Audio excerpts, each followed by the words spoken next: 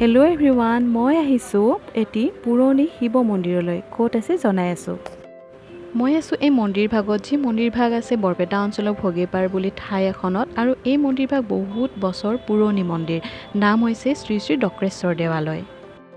এয়া হৈছে শিৱলিংগ, আৰু ইয়াৰ ভিতৰত মহিলাৰ প্ৰৱেশ নিষেধ আছে, গতিকে আমি দূৰৰ পৰাই সেৱা জনালোঁ। আৰু এয়া চৌপাশৰ পৰিৱেশ চাওকচোন, কিমানেই সুন্দৰ, আৰু বহুত ডাঙৰ ডাঙৰ বেলগছ আছে। এই মন্দিৰটি বহুত বেছি ভিতৰুৱা কাৰণে বহুত মানুহে গম নাপায়, কিন্তু এতিয়া আগতকৈ আৰু যেতিয়া মানুহে জানিব পাৰিছে যে ইয়াতে দক্ৰেশ্বৰ দেৱালয় বুলি এক ঐতিহ্যমণ্ডিত মন্দিৰ আছে, তেতিয়াৰ পৰা অকণমান মানুহৰ ভিৰ বা মানুহৰ সমাগমটো বাঢ়িব ধৰিছে। এয়া বলবমৰ কাৰণে সকলোবোৰ সুন্দৰকৈ আয়োজন কৰিছে।